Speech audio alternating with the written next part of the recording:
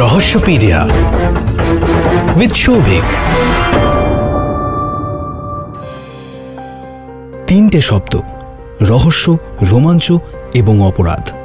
জীবনের পাতা হোক বা সাহিত্যের পাতা, উল্টে পাল্টে দেখলেই বোঝা যায় যে এই তিনটে শব্দ যেন একে অপরের সঙ্গে ওতপ্রোতভাবে জড়িত। আর এই শব্দগুলোর মেলবন্ধনেই ঘটে যাওয়া কিছু ঘটনা সম্পর্কে তোমায় জানাতেই হাজির আমি Souvik. Welcome to my podcast Rahasyapedia. আজ তোমায় শোনাবো সেই গোয়েন্দার কথা, লেখক সুবর্ণ বসুর হাত ধরে বাংলা সাহিত্যে যার আবির্ভাব এক দশকের সামান্য কিছু আগে। অনুমিত্র সিংহ ক্লাসিক্যাল গোয়েন্দাদের মতন করে নয়, বরং ইনস্টিংক্ট কাজে লাগিয়ে রহস্যের সমাধান করে অনুমিত্র। এবারে শোনাবো অনুমিত্র সিংহের আরেকটি কেস, সহজানন্দ কল্পবৃক্ষ। তাহলে রহস্যের সমাধানে লেগে পড়া যাক।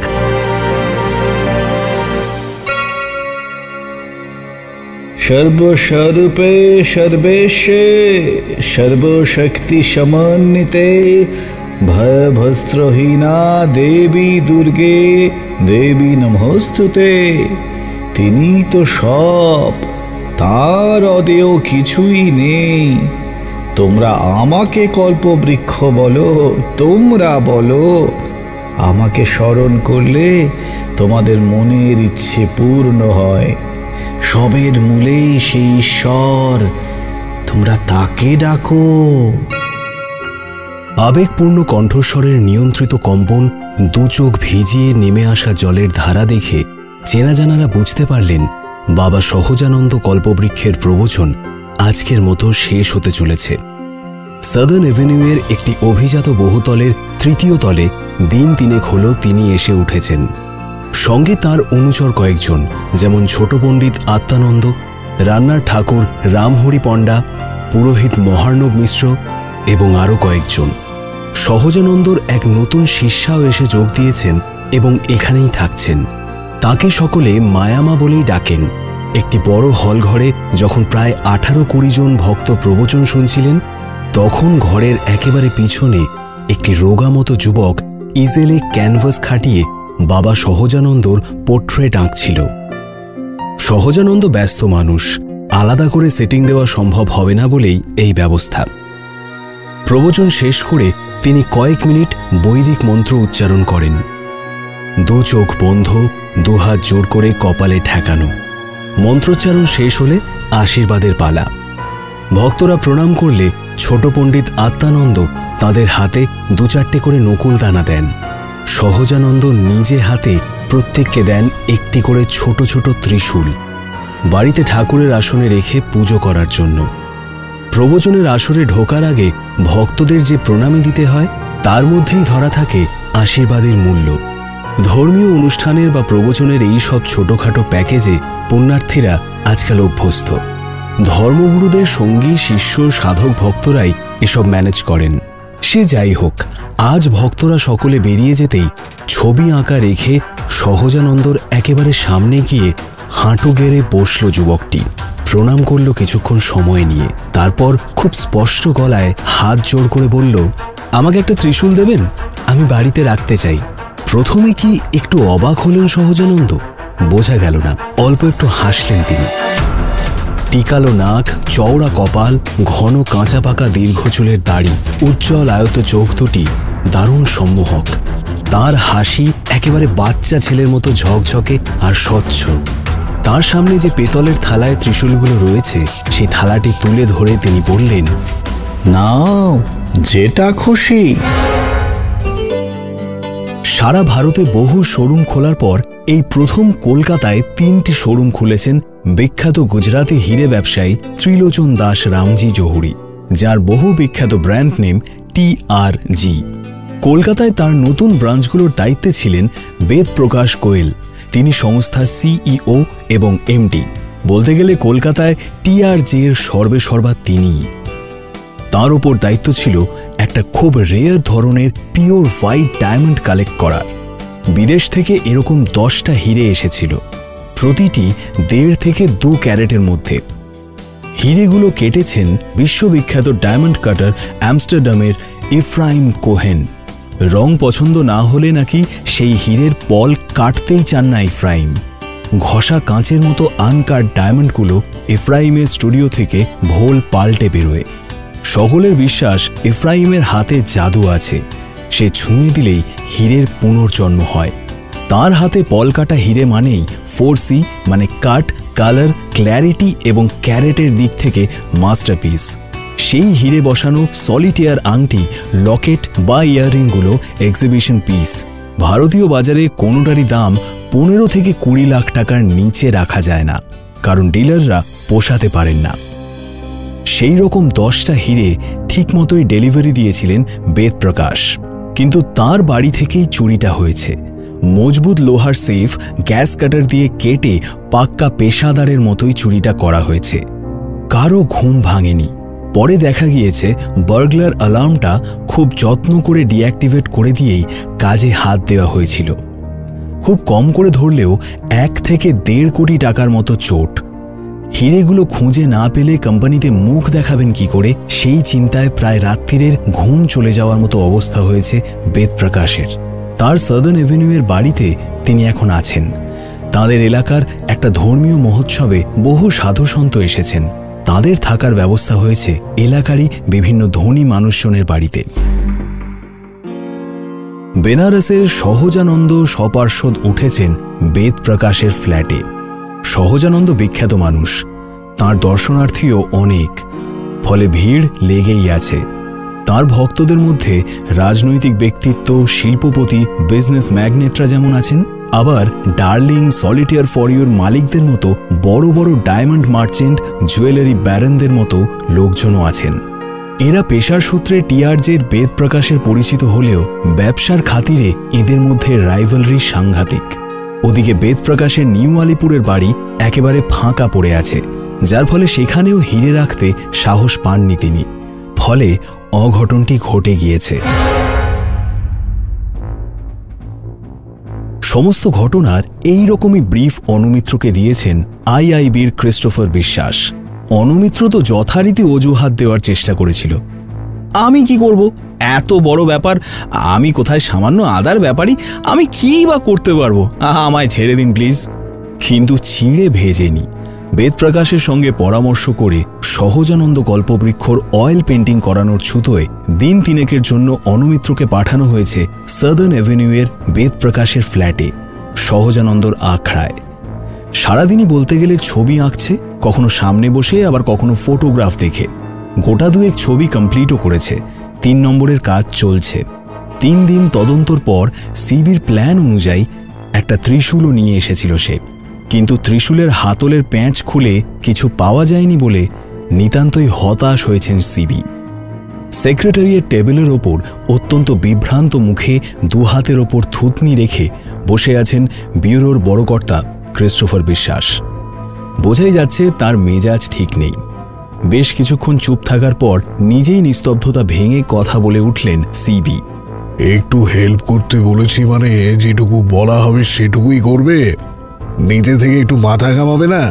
মানে স্যার, মাথা ঘামাতে হবে তা তো বলেননি, বললেন একটা ত্রিশূল বাগাতে পারলেই নাকি ব্যাপারটার কিনারা হয়ে যাবে। তাই তো আমি। ঠিক আছে ঠিক আছে, তখন বলিনি, এখন বলছি, কিছু একটা করো প্লিজ। এটা আমাদের সম্মানের প্রশ্ন। ত্রিলোচন দাস রামজি জহুরি একটা ইন্টারন্যাশনাল ব্র্যান্ড নেম। কলকাতায় প্রথম শোরুম খুলেছেন, এটা কলকাতারও প্রেস্টিজ। আমার প্রধান সন্দেহটা ছিল সহজানন্দ ত্রিশূল, হয়তো তার মধ্যে দিয়ে পাচার হচ্ছে চোরাই জিনিসটা। চোরেরা রাইভালরির জন্য ব্যাপারটা করতে পারে থ্রু সহজানন্দ, কিন্তু এখন তো দেখছি ব্যাটা গভীর জলের মাছ। ত্রিশূলটা তো বেবাক ফাঁকা। যা বলেছেন স্যার। তুমি মোটেই গা ঘামাচ্ছ না কেন বলো তো? পকেট গরম আছে বুঝি?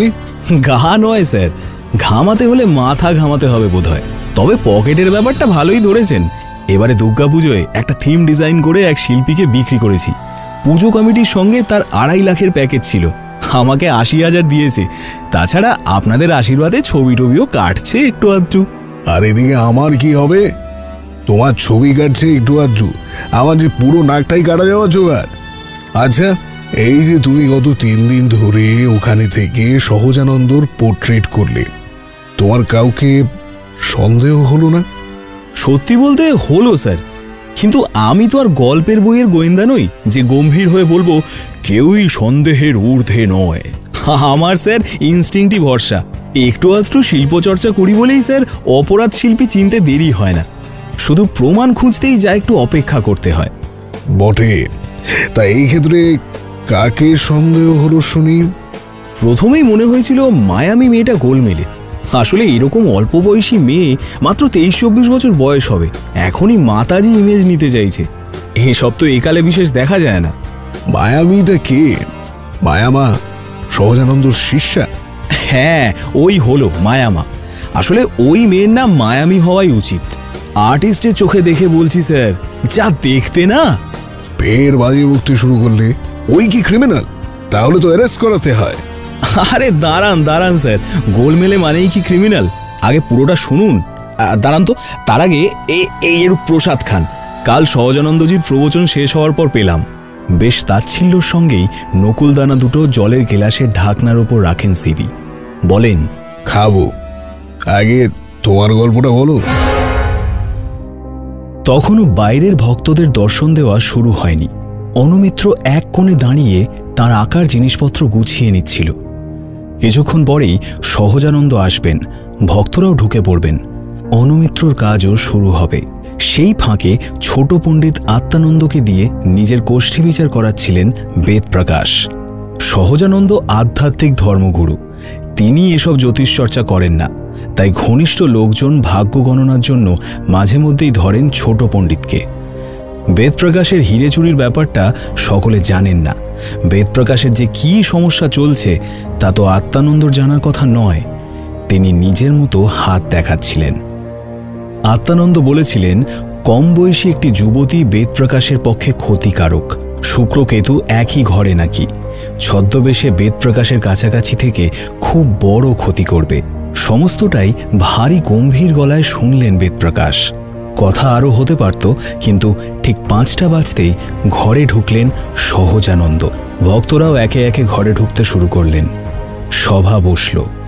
অনুমিত্র আঁকাঝোঁকার কাজ শুরু করল। সকলে ঘরে ঢোকার পর সহজানন্দ চোখ বুজে মন্ত্রপাঠ প্রবচন শুরু করলেন। সহজানন্দর মন্ত্রপাঠ শুনলে নেশা লেগে যায়। নিখুঁত উচ্চারণ, শ্রুতিমধুর সুর ও ছন্দের তোলা একেবারে সকলকে ভিতর অবধি ছুঁয়ে দেয়। এই দিন সভার শুরুতে এক অদ্ভুত কাণ্ড করলেন তিনি। শূন্যে হাত ঘুরিয়ে একটা ফোঁটা পদ্ম ফুল নিয়ে এলেন। সামনে বসা এক ভক্তকে বললেন, নেবে? এই ঘটনায় তো সকলের মধ্যে ঠেলাঠেলি পড়ে গেল। অস্পষ্ট গুঞ্জন আমায় দিন বাবা, আমায় দিন বাবায় ঘর ভরে গেল। যাকে অফার করা হয়েছিল পদ্মফুলটা, সে তো থতমত খেয়ে গিয়ে বুঝেই উঠতে পারল না যে নেবে কি না। তিনি পদ্মফুলটা হাতে ধরে রেখেই একজন বয়স্ক ভক্তকে লক্ষ্য করে বললেন, বলতে পারো এই পদ্ম ফুল এলো কিভাবে? অনেকেই বলে উঠলেন, অলৌকিক দিব্য শক্তি, যোগ বিভূতি। কিন্তু মৃদু হেসে সহজানন্দ কল্পবৃক্ষ বললেন, ও সব কিছুই নয় গো, সিম্পল পামিং পাসিং। ম্যাজিকের একটা ছোট্ট হাত সাফাই করলাম, আর তোমরা কত কি ভেবে নিলে। ভক্ত হও, কিন্তু নিজের বোধ বুদ্ধি বন্ধক রেখো না। সবই তো মায়া। মায়া কাকে বলে?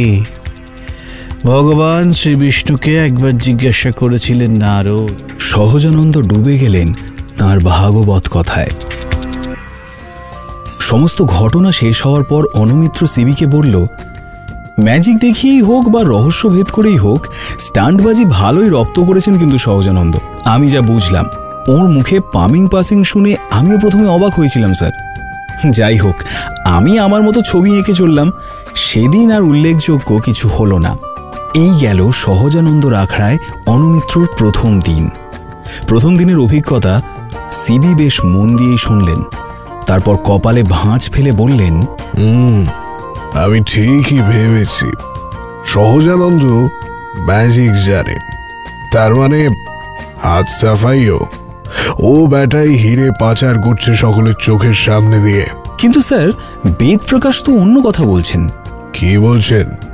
বলছেন ছোট পণ্ডিত আত্মানন্দ নাকি বাকসিদ্ধ জ্যোতিষী। ওর কথা মতো মামুনি নাকি কালপ্রিট। ওই মামুনি নাকি কম বয়সী যুবতী যার কথা ছোট পণ্ডিত বলেছেন। মামুনিটা আবার কি? এখানেও কোথা থেকে মামুনি জোটালে বাবা? আরে ওই যে স্যার, মায়ামি না কি যেন। মায়ামা? ও এই কাজ করতে পারে? পারবে না কেন স্যার? ওকে তো আমি নল কিশোর লাখুটিয়ার সঙ্গে আড়ালে ফিসফিস করতে দেখেছি। নল কিশোর? নল কিশোর মানে ডার্লিং এর মালিক রমেশ লাখুটিয়ার ছোট ছেলে। ওকে তো আমি সহজানন্দর সভায় দেখেছি বেশ কয়েকদিন। তা মায়ামা ওর সঙ্গে কি কথা বলছিল? তাহলে স্যার একটা কাজ করি, দ্বিতীয় দিনের ঘটনা প্রথম থেকে শুরু করি। শুরু করো প্লিজ। সেদিন সভা শেষ করে সহজানন্দ উঠে নিজের ঘরে গিয়েছেন। সকলে চলে গেলেও নল কিশোর লাখুটিয়া রয়ে গিয়েছেন। একটু পরে মায়ামি ওর কাছে ফুল পাতা প্রদীপ সহ একটি থালা নিয়ে এলো। নল কিশোর আরতির তাপ নিলেন। একটা 100 টাকার নোট ভাঁজ করে থালায় রেখে চলে গেলেন। অনুমিত্র মায়ামির চোখে চোখ রাখল, দেখল একটু পরে ওই থালা থেকে একটা ভাঁজ করা চিরকুট হাতে নিয়ে চলে গেল। অনুমিত্রর কেন যেন মনে হলো ইন্টারঅ্যাকশন এখানেই শেষ নয়, কোথাও অ্যাপোর ব্যাপার আছে। সোজা গিয়ে ধরল মায়ামিকে। এই যে ম্যাডাম, নমস্কার। হ্যাঁ নমস্কার। কি ব্যাপার? ব্যাপার হলো তোমার ঘাপলা আমি জানি। শুনেই চোখে মুখে খুব বিরক্তি ফুটিয়ে তুলল মায়ামি। বলল, মানে আর কি, তুমি হলে হাতির দাঁত, খাওয়ানোর একটা আর দেখানোর আর একটা। না হলে কোনো সাধিকা টাধিকা আবার এইরকম কায়দা করে আইব্রো প্লাগ করে নাকি? আচ্ছা অসভ্য তো, মেয়েদের সাজগোজ মেকআপ নিয়ে এভাবে কথা বলা এটিকেট নয়, জানো না? ভারী তো এটিকেট। বলতে বলতে ওর পাশ দিয়ে চলে যায় অনুমিত্র। দেব যেদিন হাটে হাঁড়ি ভেঙে সব মায়া ছায়া হয়ে যাবে। যাও যাও, আনকালচার্ড বদমাইশ একটা। মায়ামিও আর দাঁড়ায় না, চলে যায়। এইটুকু ঘটনা শুনে ঠিক পছন্দ হলো না সিবির। ভুরু কুঁচকে বললেন, ব্যাস হয়ে গেল, আর ফলো আপ করলে না? অনুমিত্র বলল, ফলো আপ তো করতেই দিল না, সঙ্গে সঙ্গে ঢেকে নিয়ে চলে গেল যে। মানে কি সব বলছো বলো তো আবল তাবল? আরে আবল তাবল নয় স্যার, ওই জায়গাটা আমার আরেকটু ফলো আপ করার ইচ্ছে ছিল। ওই যে বললাম না, পুজোর থালা থেকে চিরকুটটা তুলে নিয়েই। শাট আপ অনুমিত্র, বাজে কথা ছেড়ে কাজের কথায় আসবে। দিন দিন ওঁচা ব্যাপারে তোমার মন চলে যাচ্ছে দেখছি। আহা স্যার, ওঁচা বলতে নেই, ওসব জিনিসও তো শিল্পের পর্যায়ে পড়ে বলুন। এই যেমন ধরুন খাজুরাহর গায়ে। উফ, ছেড়ে দাও অনুমিত্র, তোমায় দিয়ে হবে না। কি করতে পাঠানো হয়েছে আর তুমি কি করে সময় নষ্ট করছো? যত আজে বাজে কথা বলে আমার মাথা খারাপ করছো। তুমি বরং ওই ক্রিমিনাল সহজানন্দ ছবি আঁকো। আমি বেদপ্রকাশকে বলে দিচ্ছি, ও তোমার ছবিগুলো কিনে তোমাকে পে করে দেবে। বাজে কথা কোথায় বললাম স্যার? যাকে সহজানন্দই না হয় ক্রিমিনাল, প্রমাণ তো করতে হবে স্যার। তারপর ধরুন নল কিশোরের সঙ্গে মায়ামির কি কথা হলো সেটাও তো জানা বাকি। সে আর জানবে কি করে? তুমি তো ফলো আপই করোনি। না স্যার, আমি মায়ামির সঙ্গে কথা হওয়ার পরই ঘরে ঢুকে পড়েছিলাম, আর বেরোয়নি। তবে কি? মায়ামির কাপড়ের আঁচলে একটা ছোট্ট মাইক্রোক্লিপ মাউথপিস লাগিয়ে দিয়েছিলাম স্যার। Heavy range. ওদের সব কথা ঘরে বসেই শুনলাম। আনন্দে প্রায় লাফিয়ে উঠলেন সিবি। Good job Anumitra, very good job. তার মানে ওরাই কালপ্রিট, সহজানন্দ নয়। আহা, আপনি স্যার বড্ড তাড়াহুড়ো করেন। দেখুন, অভিনয় ক্ষমতা, মানুষকে কথায় বশ করার ক্ষমতা, পড়াশোনা, উপস্থিত বুদ্ধি, মানে ভালো ক্রিমিনাল হওয়ার সমস্ত গুণই কিন্তু সহজানন্দ কল্পবৃক্ষ রয়েছে। হঠাৎ করে ওকে এলিমিনেট করা কি ঠিক হবে? তবে নওল কিশোরের চরিত্রটাও সন্দেহজনক। ওদের ঠিক কি কথা হলো সেদিন? খুবই সামান্য কথা স্যার। নওল কিশোর জিজ্ঞেস করছিল, পাখি চিনতে পেরেছ? মায়ামি বলছিল না। নওল কিশোর একটু বিরক্ত হয়ে বলল, এখনো পাখি চিনতে পারলে না, তাহলে দানাই বা পাবে কি করে, পাখিকে পট্টিই বা পরাবে কি করে? উত্তরে মায়ামি বলেছিল, চিন্তা করো না, তাড়াহুড়ো করলে সমস্যা আছে। তারপর নওল কিশোর যেন একটু হতাশ হয়ে বলল, দেখো কি হয়। সবটা সিবি মন দিয়ে শুনলেন। তারপর বললেন, এ থেকে কি বুঝলে? কিছুই বুঝিনি স্যার, আসলে ভাবনা চিন্তা চলছে। তৃতীয় দিনের অভিজ্ঞতায় যাওয়ার আগে একটা ইম্পর্টেন্ট পয়েন্ট আমি লক্ষ্য করেছি স্যার, সেটা বোধহয় আপনি খেয়াল করেননি। কি বলো তো? ছোট পণ্ডিত আত্মানন্দ, উনি কিন্তু সত্যি জ্ঞানী জ্যোতিষী, এখন তো ব্যাপারটা স্পষ্ট যে মায়ামির পজিশনটা ক্লিয়ার নয়। হয়তো নওল কিশোরের সঙ্গে পরামর্শ করে হিরেগুলো ওই গুপি করে দিয়েছে। অথচ এই কথা কিন্তু আগেই বেদপ্রকাশের কোষ্ঠী দেখে বলে দিয়েছিলেন আত্মানন্দ। হিরেগুলোর ব্যাপারটা ওকে দিয়ে একবার গণনা করালে কেমন হয় স্যার? হাসবেন না কাঁদবেন, ঠিক কি এক্সপ্রেশন দেবেন প্রথমে ভেবেই পেলেন না সিবি। তবে কয়েক সেকেন্ডেই নিজেকে সামলে নিয়ে দুঃখ মুখ করে বললেন, আর তোমার যে পারফরমেন্স, আত্মানন্দর জ্যোতিষ গণনা ছাড়া গতি কোথায়? খোঁচা খেয়ে সামান্য গম্ভীর হলো অনমিত্র। বলল, যাক গে যাক, এখন তৃতীয় দিনের ঘটনাটা শুনুন। সহজানন্দর আখড়ায় তৃতীয় দিন সকাল থেকেই অনমিত্রর মন বলছিল আজ অন্যরকম কিছু হবে, কিন্তু ভাবনা চিন্তার গতি প্রকৃতি যে একেবারে ঘুরে যাবে তা সে আন্দাজ করতে পারেনি। দুপুরের দিকে রিসেপশনে বেশ সন্দেহজনক চেহারার কয়েকজনকে দেখেই মনটা বেশ কু গেয়ে উঠল অনমিত্রর, কিন্তু কিছু আন্দাজ করতে পারল না সে। বিকেলের দিকে, ঠিক বিকেল নয়, শেষ দুপুর বলা যায়, 3:30 নাগাদ অনমিত্র নিচের লনে পায়চারি করতে নামল। হাঁটতে হাঁটতে সার্ভেন্টস কোয়ার্টারের দিকে যাচ্ছিল। পিছন দিকটায় একটা বাগান মতো হচ্ছে, কিছু কিছু জায়গায় ঝোপঝাড়, বড় পাঁচিল দিয়ে বাউন্ডারিটা ঘেরা, তার ওপাশে লেক। কেউ এদিকটায় বিশেষ আসে না। হঠাৎ অনমিত্রর কানে এলো গোঁ গোঁ করে একটা অস্ফুট আওয়াজ। এগিয়ে গিয়ে দেখল একটা লোক ঝোপের আড়ালে পড়ে আছে, হাত পা বাঁধা, মুখেও কাপড় বাঁধা। কাছে গিয়ে দেখল ছোট পণ্ডিত আত্মানন্দ। বাঁধন খুলে তাকে উদ্ধার করল অনমিত্র। প্রচণ্ড শকে তো বেশ কিছুক্ষণ কথাই বলতে পারলেন না তিনি। তারপর বললেন 4-5টা ছেলে নাকি ওর এই দশা করেছে, রবারের একটা হোস দিয়ে নাকি মারধরও করেছে, শাসিয়েছে ওখান থেকে চলে না গেলে নাকি কপালে আরও দুঃখ আছে। অনমিত্র জিজ্ঞেস করল, আচ্ছা কারা এরকম করতে পারে বলে আপনার ধারণা? উত্তরে কিছুক্ষণ চুপ করে থেকে আত্মানন্দ বললেন, একজনই পারে এরকম করাতে, আমি নিশ্চিত, কিন্তু আমার কাছে কোনো প্রমাণ নেই। কেউ বিশ্বাস করবে না, সকলে আমাকেই ভুল বুঝবে। যাকে সবাই পুজো করে সে কি এসব করতে পারে? থাক, ওদের ক্ষমতা বেশি, আমি এসব ছেড়ে চলে যাব। আজকের দিনটা একটু গুছিয়ে নিই, কালই বেরিয়ে পড়ব। বলে উঠতে গিয়ে বাঁ হাঁটু চেপে ধরে যন্ত্রণায় মুখ বিকৃত করলেন। বাঁ পাটা বোধহয় ভেঙেই দিয়েছে। খারাপ লাগলো অনমিত্রর। অনমিত্রর কাঁধে ভর দিয়ে খুঁড়িয়ে খুঁড়িয়ে ঘরে এলেন আত্মানন্দ। সেদিন আর অন্যরকম কিছু ঘটল না। ঘরে ফিরে এসে অনমিত্র ল্যাপটপে ইন্টারনেট খুলে বসল। ইচ্ছে ছিল বড় বড় জেমস এবং জুয়েল চোরদের ছবি টবি কিছু আছে কিনা একটু দেখবে, কারণ একটা অদ্ভুত খটকা তৈরি হয়েছে মনে। হঠাৎ আজ সকাল থেকে মনে হচ্ছে সহজানন্দ কল্পবৃক্ষর মুখটা খুব চেনা চেনা। তাই একটু বিখ্যাত রত্নচোরদের ছবি দেখবে সে, যদি কিছু মেলে। আত্মানন্দ বলল যে ওকে আক্রমণ করিয়েছে তাকে সবাই পুজো করে, তার কথা বললে কেউ বিশ্বাস করবে না। তাহলে কে সে? সহজানন্দই কি তাহলে কালপ্রিট? মাথাটা কেমন জট পাকিয়ে গেল অনমিত্রর। বিকেলে 6টা নাগাদ ফের সহজানন্দ সভাঘরে গিয়ে আঁকতে শুরু করলো অনমিত্র।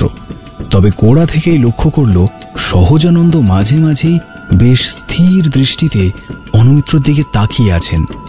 দৃষ্টিটা বড্ড অস্বস্তিকর, যেন কিছু বলতে চান। বেশ ভাগবত কথা বলছিলেন, হঠাৎ বলতে শুরু করলেন ষটচক্র ভেদের কথা। অনমিত্রর দিকে এক দৃষ্টে তাকিয়ে কেমন একটা ঘোরের মধ্যে চলে গেলেন। বললেন, মূলাধারে যে সাপ ঘুমিয়ে আছে তাকে জাগানোই যোগীর জীবনের উদ্দেশ্য। কুলকুণ্ডলিনী, দ্য সার্পেন্ট পাওয়ার। তার শত্রু হলো লোভের সাপ। লোভে পাপ, পাপে মৃত্যু। লোভের সাপকে শেষ করে দিতে হবে। সাপের শত্রুকে জানো? বেজি। তাই মনের বেজিকে সদা সতর্ক রাখো। বিবেক যেন বেজির মতো লোভের সাপের টুটি ছেড়ে দিতে সদা তৎপর থাকে। আত্মসংযমের বেজি দিয়ে শাসন করো লোভের সাপকে। বিবেক বুদ্ধিরূপ বেজি যেন সদা শক্তিশালী এবং স্থির চিত্ত হয়। বলতে বলতে হঠাৎ সমস্ত ঘোর কাটিয়ে তীব্র এবং উজ্জ্বল দৃষ্টিতে সহজানন্দ তাকালেন অনুমিত্রর দিকে। আবার বলতে লাগলেন, সেই জন্য বেজিকে বেশি করে দানা খাওয়াতে হবে। সৎকর্ম, সৎ চিন্তা, সৎসঙ্গ, সৎ আদর্শ এবং সৎ আচরণ, এই হলো বেজির খাবার, বেজির দানা। বেজির দানা করায়ত্ত হলে বেজি শক্তিশালী হবে, লোভের সাপ বশীভূত হবে, বুঝলে? বেজির দানা করায়ত্ত না হলে সবই ফাঁকি। বলে বেশ কিছুক্ষণ অনুমিত্রর দিকে তাকিয়ে থেকে খুব ধীরে ধীরে চোখ বুজলেন সহজানন্দ কল্পবৃক্ষ। এর কিছুক্ষণ পর যখন সকলেই চলে গিয়েছে, অনুমিত্র গিয়ে প্রণাম করল সহজানন্দকে। কিরকম একটা অস্বস্তি হচ্ছিল, উনি কি আর কিছু বলবেন? প্রণাম করার পর হাত জোড় করে অনুমিত্র বলল, আমাকে একটা ত্রিশূল দেবেন, আমি বাড়িতে রাখতে চাই। প্রথমে কি একটু অবাক হলেন সহজানন্দ, বোঝা গেল না। অল্প একটু হাসলেন তিনি। টিকালো নাক, চওড়া কপাল, ঘন কালো দীর্ঘ চুলদাড়ির মাঝখানে উজ্জ্বল আয়ত চোখ দুটি দারুণ সম্মোহক। তাঁর হাসি একেবারে বাচ্চা ছেলের মতো ঝকঝকে আর স্বচ্ছ। তাঁর সামনে যে পেতলের থালায় ত্রিশূলগুলো রয়েছে, সেই থালাটি তুলে ধরে বললেন, নাও, যেটা খুশি। তারপর অনুমিত্র ত্রিশূল নিয়ে বেরিয়ে এলো। ঘটনাটা বলার পর সিবিকে অনুমিত্র বলল, এবং ত্রিশূলটা মানে যেটা আপনি ডাঁটি ভেঙে ফেলেছেন, এবং আপনার সন্দেহ ভুল প্রমাণিত হয়েছে, কারণ ভিতরে হিরে টিরে কিছুই নেই। ঘোরেল সাধুটা বেজি ফেজি বলে হেজিয়ে লাট করে দিল তো? গভীর চিন্তামগ্ন গলায় সিবি বললেন, কিন্তু তেমন বোধগম্য হলো না তো কিছুই। তুমি কিছু বুঝলে? আপনি স্যার কিছু বুঝলেন না, আমি তো ছেলে মানুষ। বলেই মুহূর্তে সিরিয়াস হয়ে পড়ে অনুমিত্র। তারপর বলে, তবে কথাগুলোর সবচেয়ে বড় অসংলগ্নতা কোনটা জানেন? বেজি তো দানা খায় না স্যার, বেজি মাংসাশী প্রাণী, এটাই সমস্যা। আর 2 নম্বর ব্যাপারটা হলো, বক্তব্য শেষ করে চোখ বোঝার আগে সহজানন্দ আমার দিকে কিভাবে তাকিয়েছিলেন জানেন স্যার? চাক দি ইন্ডিয়ায় শেষ মরণ বাঁচন পেনাল্টিটা হওয়ার আগে শাহরুখ খান যেভাবে ওর টিমের গোলকিপারের দিকে তাকিয়েছিলেন, ঠিক সেইভাবে। তাতে কি হলো? তাতে স্যার মেসেজ এলো। মেসেজটা ডিকোড না করলে জাল এতটা গুটোতে পারতাম না। তুমি জাল গুটোলে কখন আবার? মারধর খাওয়ার পর আত্মানন্দ যা স্টেটমেন্ট, তাতে তো সহজানন্দকেই নাটের গুরু বলে মনে হচ্ছে। তুমি তো শুধু গত 3 দিনের গল্প বললে, আমি এখনো অতই জলে বাবা। আপনি জলে থাকবেন কেন স্যার? যাদের জলে যাওয়ার কথা তাদের জলে পাঠান, তবেই তো যাদের জেলে যাওয়ার কথা তারা জেলে যাবে। বলতে বলতে সিবির টেবিলের উপর থেকে জলের গ্লাসটা টেনে নেয় অনুমিত্র। এটা স্যার একটা অন্য ধরনের কেস। পুরো গল্পটা বলার আগেই সমাধান আমি আপনার হাতে তুলে দিয়েছিলাম, আপনি বুঝলেন না। সিবি হতভম্ব হয়ে তাকিয়ে থাকেন, আর জলের গেলাসের ঢাকনার ওপর থেকে সেই প্রসাদী নকুলদানা, যেগুলো সিবি প্রথমে না খেয়ে রেখে দিয়েছিলেন, সেগুলো নিয়ে গেলাসের জলে ফেলে দেয় অনুমিত্র। তারপর হাতের 3টে আঙুল গ্লাসে ডুবিয়ে জোরে জোরে ঘষতে শুরু করে নকুলদানা দুটো। বেশ কিছুক্ষণ পর যেগুলো বের করে আনে, সেগুলো দেখে প্রায় বোবা হয়ে যান সিবি। অনুমিত্রর হাতের তেলোয় 2টো হিরে ঘরের সাধারণ আলোতেও যেন চোখ ঝলসে দিচ্ছে। অনুমিত্র বলে, এফরাইম কোহেনের হাতে কাটা স্যার, এমন ঠিক রবে যে হাতে না নিলে বুঝতে পারবেন না অরিজিনাল সাইজটা কি। সহজানন্দর কথা শুনতে শুনতেই মাথায় বিদ্যুৎ চমকের মতো এলো যে ভালো বাংলায় বেজিকে নকুল বলে। জানি না এই মনে হওয়ার পিছনে সহজানন্দর কোনো টেলিপ্যাথি বা ক্লিয়ারভয়েন্সের খেলা আছে কিনা। ভাবলাম বেজির দানা মানে কি তাহলে নকুল দানা? নকুল দানা বিষয়ে কি কিছু বলতে চাইছেন ভদ্রলোক? বেজির দানা মানে নকুল দানা করায়ত্ত না হলে সবই ফাঁকি। তাই সহজানন্দকে প্রণাম করার সময় ভালো করে দেখলাম সামনে রাখা নকুলদানার থালাটার ঠিক মাঝখানে একটা বাটি বসানো মতো সার্কেল। কয়েকটা নকুলদানা তার ভিতরে, বাকি সব বাইরে। প্রণাম করার সুযোগে সার্কেলের ভিতরে 4টে ঝেড়ে দিলাম, সার্কেলের বাইরে থেকে 4টে তুলে ভিতরে রেখে দিলাম। সিম্পল হাত সাফাই। ওই জন্য প্রণাম করতে একটু সময় নিয়েছিলাম। তখনই ছোট পণ্ডিত আত্মানন্দর একটা ফোন এসে যাওয়ায় সহজানন্দ খেয়াল করেননি ব্যাপারটা। বাকি দুটো স্যার পকেটে বলে পকেট থেকে আরও 2টো হিরে বের করে হাতে রাখলো অনুমিত্র। এই দুটো আসার পথেই ধুয়ে নিয়ে এসেছি, আপনার জন্য বাকি দুটো এনেছিলাম। তাহলে কি সহজানন্দই? স্যার, সবাইকে নিয়ে ভাবুন, তবে সব প্রশ্নের উত্তর তো বসে বসে মিলবে না। চলুন কাল সকালেই আমরা বেরিয়ে পড়ি। পরের দিন সাদার্ন অ্যাভিনিউতে বেদপ্রকাশের অ্যাপার্টমেন্টে সহজানন্দর সভাঘরে যখন অনুমিত্র এবং সিবি পৌঁছলেন, সেখানে তখন অন্য এক দৃশ্য। ঘরের মাঝে চেয়ারে হাত পা বাঁধা অবস্থায় বসে আছেন সহজানন্দ। তার পোশাক আশাক, চুল অবিন্যস্ত। তার মাথার ওপর থেকে একটা আলো ঝোলানো রয়েছে। আলোটা অনেকটা পাড়ার ক্যারাম খেলার আলোর মতো দেখতে। সহজানন্দকে ঘিরে গোল হয়ে আলো পড়ছে। আলোর বৃত্তের বাইরের অন্ধকারে যারা রয়েছে তাদের দেখা যাচ্ছে না। অন্ধকার থেকে হেসে হেসে গলায় একজন বলছে, তোকে মেরে দেওয়াটা কোনো সমস্যাই নয়, বুঝেছিস? পরিষ্কার নির্বিকল্প সমাধি বলে চালিয়ে দেওয়া যাবে, কেউ কোনো সন্দেহ করবে না। কিন্তু খবর আছে পিছনের টিকটিকি লেগেছে। যদি কোনো গোলমাল হয় তাহলে মাল নিয়ে বেরোতে পারবো না। ওদিকে এত লোক আসছে যাচ্ছে, টিকটিকিটা কে তাই তো বুঝতে পারছি না। বুঝলে লোক দিয়ে ওর নলিটা ফাঁক করে দিতে আমার কয়েক সেকেন্ডও লাগবে না। সহজানন্দ কোনো কথা না বলে স্থির চোখে তাকিয়ে আছেন দেয়ালের দিকে। তাঁর শূন্য দৃষ্টিতে কোনো ভাষা নেই। এমন সময় দরজায় টকটক আওয়াজ হয়। ঘরের অন্ধকার থেকে সেই হিসহিসে গলা জিজ্ঞেস করে, কে? আমি মায়া। অন্ধকার থেকে একটা ছায়ামূর্তি উঠে গিয়ে দরজা খুলে দিল, কিন্তু খুলেই মুখ চোখ ফ্যাকাশে হয়ে গেল তাঁর। মায়ার পিছনেই দাঁড়িয়ে অনুমিত্র, সঙ্গে সিবি। কি ব্যাপার অনুমিত্র, এই সময় তোমার সঙ্গে কে? ওই মানে 2টো তুলি ফেলে গিয়েছিলাম, সঙ্গে আমার স্যার, ইন্ডিয়ান ইন্টেলিজেন্স ব্যুরোর বড় কর্তা। ওর নাম ক্রিস্টোফার বিশ্বাস। বলতে বলতে একরকম জোর করেই ঘরে ঢুকে পড়ে অনুমিত্র। ঢুকেই সহজানন্দকে ওরকম অবিন্যস্ত অসহায় অবস্থায় দেখে চমকে ওঠেন সিবি। অনুমিত্র বলে, এরকমই একটা কিছু ভেবেছিলাম স্যার, আমি ওদিকটা দেখছি, আপনি বরং আপনার ক্রিমিনাল সামলান।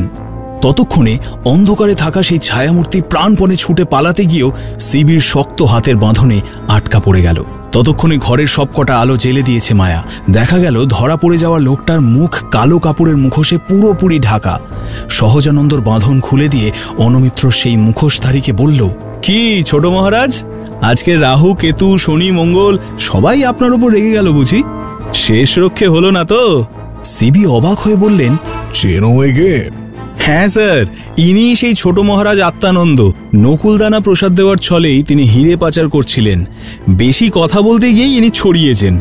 উনি যদি আর একটু চুপচাপ থাকতেন তাহলে এর ওপর সন্দেহটা আমার চেপে বসতো না। কিরকম আবার? যখন বেদপ্রকাশের হাত দেখছেন, এমন ভবিষ্যৎবাণী করছেন যাতে মনে হয় মায়ামি কালপ্রিট।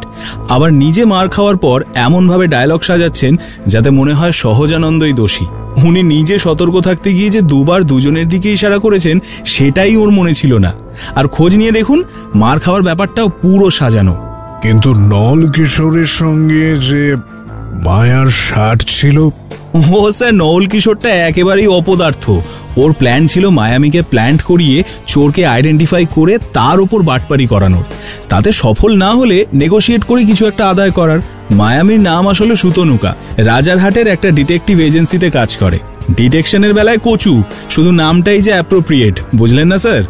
এই কেসে যদিও নওল কিশোর ওকে বাটপারি করাতে কাজে লাগিয়েছিল, কিন্তু ওর বক্তব্য ও নাকি শেষ অবধি পুলিশকেই সব বলে দিত। নওল কিশোরকে হাত করে ও সহজানন্দর আখড়ায় এন্ট্রি নিয়েছিল। কি জানি স্যার কোনটা সত্যি। কিন্তু বাইরে থেকে ডাকতেই আত্মানন্দ দরজা খুলল কেন? আত্মানন্দ মায়ামিকে কনভিন্স করিয়েছিল যে সহজানন্দই কালপ্রিট, আর আত্মানন্দ নাকি গোপন ইন্টেলিজেন্স ব্যুরোর লোক। ব্যাস, ক্রেডিটের ভাগ নিতে মায়ামিও আত্মানন্দর অনুগামী হয়ে গেল। আজকাল কারা যেসব এই ডিটেকটিভ হওয়ার পেশায় আসে স্যার, ভাবাই যায় না। শেষ অবধি আমি ওকে আজ সকালে আমার পরিচয় দিলাম, তাই আত্মানন্দকে এক্সপোজ করা গেল। না হলে আমরা ডাকলে আত্মানন্দ সহজে দরজা খুলতো না। বলা যায় এইটুকুই যা কাজের কাজ করেছেন মিস টিকটিকি বাটপাড়িয়া। এক পাশে দাঁড়িয়ে মাথা নিচু করে সব শুনছিল মায়ামি। এবার আর থাকতে না পেরে সিবির দিকে তাকিয়ে বলল, অসহ্য স্যার, এই ছেলেটা ইনভেস্টিগেটরই হোক কিংবা আর্টিস্ট, কিন্তু ভীষণ অসভ্য। মেয়েদের সম্বন্ধে কিভাবে কথা বলতে হয় শেখেনি। আপনি একে টলারেট করেন কি করে বলুন তো? অনুমিত্র দুঃখ দুঃখ মুখ করে সিবির দিকে তাকিয়ে বলল, হ্যাঁ সত্যি স্যার, কি করে টলারেট করেন কে জানে। চেয়ারে বসে আছেন সহজানন্দ এবং সামনে অনুমিত্র। সহজানন্দ আজ বিকেলে বেনারস চলে যাবেন শুনে অনুমিত্র তার সঙ্গে দেখা করতে এসেছে। তার একটা খচখচানি এখনো যায়নি। সহজানন্দকে কেন যেন তার একটু চেনা চেনা মনে হয়। একটা কারণ উঁকি দিয়েছে মনে, কিন্তু সে কি সম্ভব? কাল প্রায় সারা রাত স্মৃতি থেকে একটা পোর্ট্রেট করেছে ও। ছোট ক্যানভাসটা রয়েছে ওর কাঁধের ঝোলায়। আজ সহজানন্দর মুখোমুখি হয়েই সে প্রথমেই জিজ্ঞেস করল, আপনার যে ছবিগুলো আমি এঁকেছি সেগুলো আপনার পছন্দ হয়েছে? খারাপ লাগবে কেন? তুমি তো খুব ভালো আঁকতে পারো। আর একটা ছবি না আমি এঁকেছি, এক সেকেন্ড দেখুন তো, এই মানুষটাকে চেনেন? বলে ঝোলা থেকে কাল রাত জেগে আঁকা পোর্ট্রেটটা বের করে সামনের দিকে বাড়িয়ে দেয় অনুমিত্র। বলে, ইনি সম্পর্কে আমার বড় মামা, আমার মায়ের একমাত্র দাদা, নিজের দাদা। এর নাম সূর্যশেখর দত্ত। আমার মায়ের যখন 14 বছর বয়স, তখন এর বয়স ছিল 18। সেই বয়সেই তিনি সন্ন্যাসী হওয়ার জন্য বাড়ি ছেড়ে চলে যান। তখন আমার মায়ের বিয়ে হয়নি। আমি একে দেখি সেই ঘটনার প্রায় 20 বছর পর। সেদিন ছিল আমার দাদামশাইয়ের মৃত্যুদিন। কোথা থেকে যেন খবর পেয়ে তিনি এসেছিলেন। শেষ দেখা দেখতে এসেছিলেন দাদামশাইকে। আমার মায়ের মুখের সঙ্গে খুব মিল জানেন। তখন অবশ্য এত ঘন দাড়ি গোঁফ ছিল না। তার সঙ্গে শেষ যাত্রায় বেরিয়ে গিয়েছিলেন সকলের পিছন পিছন। তাকে আমি সেই একবারই দেখেছিলাম। সেই স্মৃতি থেকেই কাল তার ছবিটা এঁকেছি। আপনি চেনেন ওকে? অনেকক্ষণ এক মনে ছবিটা দেখে চোখ তুললেন সহজানন্দ। তার চোখের কোণ চিকচিক করছে। বললেন, বড্ড মায়া রয়ে গেল জানো, তাই যেন মনে হয় ঠিক সন্ন্যাসীও হতে পারলাম না। না হলে যে বাবাকে পূর্বাশ্রমে ফেলে গিয়েছিলাম, তাঁকে শেষবার দেখার জন্য মন অত ব্যাকুল হবে কেন? কুকুর ছেলের নাম অনুমিত্র সেটা জেনেছিলাম। কুকুর ছেলে যে বড় আর্টিস্ট হয়েছে তাও জানতাম। তুমি যে দিনের কথা বললে সেদিন তো আমি তোমায় খেয়াল করিনি। এখানে আসার পর তোমার নামটা চেনা লাগতে খোঁজ নিয়েছিলাম। দেখলাম তুমি সে। ভাবলাম পূর্বাশ্রমের কথা না তোলাই ভালো, তাতে মায়া বাড়ে। তবে তুমি আন্দাজ করে ফেলবে তা ভাবিনি। তোমার তো শিল্পী হিসেবে বেশ নাম হয়েছে। পাশেই আছি বলে অনাথ শিশুদের নিয়ে একটা এনজিও চালাও। ভালো ভালো, খুব ভালো। পরিচয় গোপন রেখেই শিল্পীর পারিশ্রমিক হিসেবে তোমাকে কিছু দেওয়ার কথা ভেবেছিলাম। আত্মানন্দর হাতে বন্দী হওয়ার সময় ভাবছিলাম যে তোমার হাতে বোধহয় এটা আর তুলে দেওয়া হলো না। আমার এই সফরে যা প্রণামী পেয়েছি সব তোমার এনজিওকে দিলাম, সামান্য কিছু অর্থ। আমি তো সন্ন্যাসী, আমাকে সঞ্চয় করতে নেই। আকাশবৃত্তি আমার অবলম্বন। এটা নাও। একটা মুখ বাঁধা কাপড়ের থলি অনুমিত্রর হাতে তুলে দিলেন সহজানন্দ কল্পবৃক্ষ। অনুমিত্র সহজানন্দকে প্রণাম করতেই তিনি অনুমিত্রর মাথায় হাত রাখলেন। হাতের লাল কাপড়ের থলিটার দিকে তাকিয়ে থাকতে থাকতে চোখ ঝাপসা হয়ে এলো অনুমিত্রর। শেষ হল সহজানন্দ কল্পবৃক্ষ। পরবর্তী গল্পের জন্য শুনতে থাকো রহস্যপিডিয়া সৌভিকের সঙ্গে, only on YouTube/919 Friends FM podcast।